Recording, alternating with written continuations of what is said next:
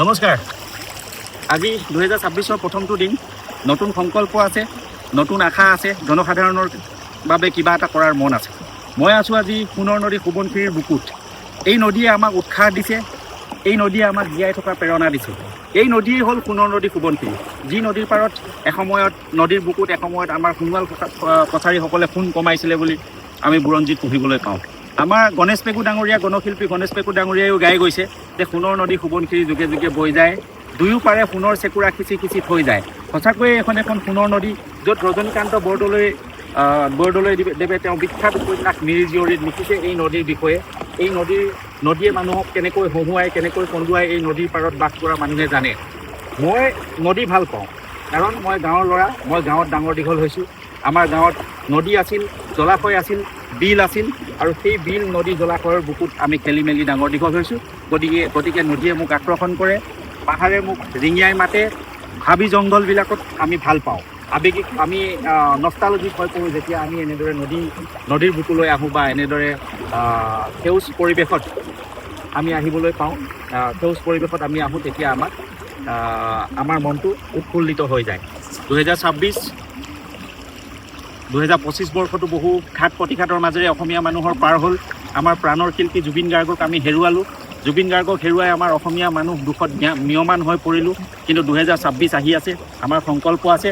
ৰাজনৈতিক জীৱনত আমি খোজ দিছোঁ। বহুতে আমাক কৈছে যে কিয় ৰাজনৈতিক জীৱনলৈ আহিব লাগে। মই চিকিৎসক হিচাপেই থকাটোৱেই ভালেই আছিল। ৰাজনৈতিক জীৱনলৈ মই কিয় আহিলোঁ, এই প্ৰশ্নবিলাক বাৰে বাৰে বহুতে উত্থাপন কৰি থাকে। গতিকে কিছু কথা আজি পাতিবৰ কাৰণে এই নদীৰ বুকুলৈ আহিছোঁ। আপোনালোকেও দেখি ভাল পাব। ইমান ধুনীয়া এটা পৰিৱেশ, কুলো কুলো সুৰেৰে মানে এটা সুৰৰ লহৰ তুলি সোৱণশিৰি নদী বৈ আছে আপোন গতিত বাধাহীনভাৱে। এই নদীখনৰ বুকুতেই উজনি অংশত এটা বৃহৎ নদীবান্ধ বনাই আমাৰ বিদ্যুৎ উৎপাদন কৰিবৰ কাৰণে 2000 মেগাৱাট শক্তি সম্পূৰ্ণ জলবিদ্যুৎ প্ৰকল্প এই নদীৰ বুকুতে নিৰ্মাণ কৰা হৈছে। এইখন অতি খৰস্ৰোতা নদী। এই নদীয়ে বাধা নেমানে, বাধাহীনভাৱে এই নদী বৈ যাব খোজে। 1950 চনৰ বৰ ভূঁইকঁপৰ সময়ত এই নদীখন বন্ধ হৈ আছিল বোলে এসপ্তাহৰ কাৰণে, আৰু এই নদীখন বন্ধ হৈ থকা সময়খিনিত, সেই এসপ্তাহ সময়খিনিত নদীখনৰ বক্ষ শুকাই পৰিছিল। ইয়াতে ডাঙৰ ডাঙৰ পিচিয়াৰ পৰা আৰম্ভ কৰি বহু ডাঙৰ ডাঙৰ মাছ ইয়াত বোলে আমাৰ মানুহে ধৰিছিল। আৰু এসপ্তাহৰ পিছত ভয়ংকৰ শব্দৰে সেই নদীৰ যি পাহাৰে এই নদীখনক আবদ্ধ কৰি ৰাখিছিল, সেই পাহাৰ উটুৱাই নদীখনে আপোন গতিত আকৌ বৈ আহিছিল, উটুৱাই নিছিল। এই সোৱণশিৰিৰ অৱবাহিকাত থকা গৰু ম'হকে ধৰি মানুহকে ধৰি বহু মানুহৰ সা সম্পত্তি ইয়াত উটুৱাই নিয়া হৈছিল, উটুৱাই লৈ গৈছিল সেই নদীয়ে। সেই সময়ত জানিব পৰা মতে এই এলেকাটোত ইমান জনবসতি নাছিল, খুব সেৰেঙা জনবসতি আছিল। কেইজনমান মানুহে ভূমিকত বাস কৰিছিল। গতিকে ক্ষয় ক্ষতিৰ পৰিমাণো সেই সময়ত কম আছিল। কিন্তু বৰ্তমান সময়ত 2000 মেগাৱাট ক্ষমতা সম্পন্ন যি জলবিদ্যুৎ প্ৰকল্প ইয়াত বনাইছে, এই নদীৰ বক্ষত বনাইছে, এই নদীত 216 মিটাৰ উচ্চতাৰ এক বৃহৎ দেৱাল দিয়া হৈছে, দেৱাল নিৰ্মাণ কৰা হৈছে, আৰু এই নদীখনৰ পৰা ইতিমধ্যে বিদ্যুৎ উৎপাদন কৰা আৰম্ভ কৰিছে। অদূৰ ভৱিষ্যত এই জলবোমাত সদৃশ 173 কিলোমিটাৰ এটা ৰিজাৰ্ভাৰ, স্কোৱাৰ কিলোমিটাৰ এটা ৰিজাৰ্ভাৰ ইয়াত সৃষ্টি কৰা হৈছে, য'ত পানীখিনি এই নদীখনক ধৰি ৰাখি তাত পানী জমা কৰি ৰাখিব। আৰু যদি কেনেবাকৈ এই সোৱণশিৰি জলবিদ্যুৎ প্ৰকল্প ফাট মেলিবলৈ হয় বা পাহাৰ খহি নদীখন বৈ আহিবলৈ হয়, বহু বিশেষজ্ঞ ইতিমধ্যে মত পোষণ কৰিছে যে এই সোৱণশিৰি নদীৰ বক্ষত যি পাহাৰ আছে, এই পাহাৰ বৃহৎ নদীবান্ধ বনাবৰ কাৰণে উপযুক্ত নহয় বুলি মত পোষণ কৰিছে। বিশেষজ্ঞৰ পিছত বিশেষজ্ঞ আহিছে। এই নদীৰ পাহাৰৰ যি শিলাৰ স্তৰ, এই শিলাৰ স্তৰ পৰীক্ষা কৰি তেওঁলোকে কৈছে যে এই শিলাৰ স্তৰ অতি কুনুকা শিলেৰে গঠিত এই পাহাৰৰ বহন ক্ষমতা তেনেই খুব কম। গতিকে ইয়াত যদি নদী বান্ধ বনাবলৈ হয়, তেনেহ'লে এই বান্ধ ভগাটো নিশ্চিত। এই বান্ধ নেভাগিলেও পাহাৰ খহি এই নদীখন আকৌ যি ৰিজাৰ্ভাৰ, এই ৰিজাৰ্ভাৰ তললৈ বৈ আহিব, আৰু তেতিয়া আমাৰ এই অৱবাহিকাটোত থকা লক্ষ লক্ষ মানুহৰ জীৱন সম্প্ৰতি বিনষ্ট হ'ব।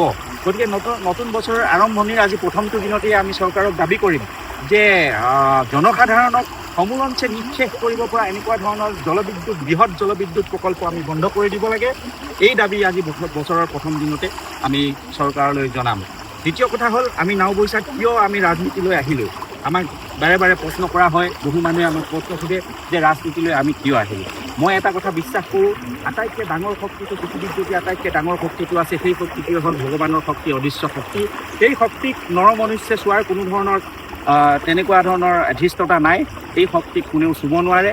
তাৰ পিছতে যদি দ্বিতীয়টো শক্তি হ'ল, তেনেহ'লে সেই শক্তিটো হ'ল ৰাজনৈতিক শক্তি, যি শক্তিৰ জৰিয়তে আমি এখন সমাজ পৰিৱৰ্তন কৰিব পাৰোঁ, সমাজখনে কেনেকৈ চলিব, কি কৰিব, এই সকলোবিলাক নীতি নিৰ্ধাৰণ আমি কৰিব পাৰোঁ। যিসকল আমাৰ ইয়াৰ পৰা বিধায়ক ৰূপে নিৰ্বাচিত হৈ যায়, জনপ্ৰতিনিধি ৰূপে আমি নিৰ্বাচিত কৰি দিছপুৰলৈ পঠাওঁ, সেই দিছপুৰলৈ যোৱা জনপ্ৰতিনিধিসকলে আইন কানুন বনায়, কেনেদৰে চলিব লাগে, কি কৰিব লাগে, এই আইন কানুনবিলাক তেওঁলোকেই বনায়। বৰ্তমান সময়ত প্ৰায় 15,000 স্কুল বন্ধ কৰি দিয়া হৈছে, তাৰ বিপৰীতে হাজাৰ হাজাৰ মদৰ দোকান গাঁৱত খোলা হৈছে। মই যেতিয়া ৰন্তিজানলৈ যাওঁ, ৰন্তিজানৰ ৰাসখন উদ্বোধন কৰি যেতিয়া তাৰ পৰা ওলাই আহোঁ, যেতিয়া মই আহি মদৰ দোকানখনত, ৰন্তিজানৰ গাঁৱৰ মাজত থকা মদৰ দোকানখনত যেতিয়া 200-250 মানুহে 200-250 যুৱকে যেতিয়া তাত ভিৰ কৰে মদ কিনিবৰ কাৰণে, তেতিয়াই আমাৰ মনটো দুখ লাগে, আমাৰ হৃদয়খন বেদনাত গধুৰ হৈ যায়। এইবিলাক যে নীতি নিৰ্ধাৰণ কৰিছে, গাঁৱৰ মাজত যে মদৰ দোকান খুলিব লাগে, নামঘৰটোৰ পৰা 100 মিটাৰ আঁতৰত যে মদৰ দোকানখন আছে, ৰাস মন্দিৰটোৰ পৰা 200 মিটাৰ আঁতৰত যে মদৰ দোকানখন আছে, এই যে মদৰ দোকানখন তাত বনাব লাগে, এইবিলাক যে নীতি নিৰ্ধাৰণ কৰিছে, এই কথাবিলাক যে বিধানসভাত আইন বনাইছে, এইবোৰ বনাই দিছপুৰত বহি থকা সেই যে আমি জনপ্ৰতিনিধিসকলক দিছপুৰলৈ পঠাওঁ, এইসকলেই সেই আইনবোৰ প্ৰণয়ন কৰে। গতিকে মই ভাবোঁ ভগৱানৰ শক্তিৰ পিছতেই যদি আৰু কিবা এটা শক্তি আছে, সেইটোৱে হ'ল ৰাজনৈতিক শক্তি, যাৰ জৰিয়তে আমি সমাজখন পৰিৱৰ্তন কৰিব পাৰোঁ, আমি সমাজ সংশোধন কৰিব পাৰোঁ, এখন সুন্দৰ সবল সমাজ গঢ়িব পাৰোঁ।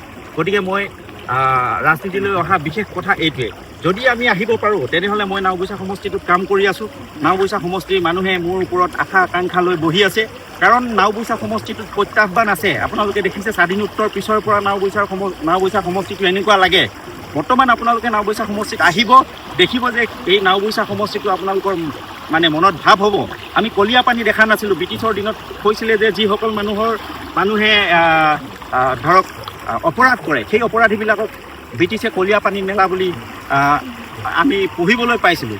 কিন্তু আপোনালোকে যদি নাওবৈচা সমষ্টিলৈ আহে, বৰ্তমানৰ নাওবৈচা সমষ্টিটোলৈ যদি আহে, তেনেহ'লে আপোনালোকে দেখিব যে কলীয়া পানী আৰু বেলেগ নহয়, এই অসমৰ নাওবৈচা সমষ্টিটোৱে হ'ল কলীয়া পানী, যিটো সমষ্টিত এটা বাট পথো সুচল নহয়। আপুনি যদি গাঁৱলৈ যায়, গাঁৱৰ প্ৰতিটো ৰাস্তা দেখিব ভঙা চিঙা।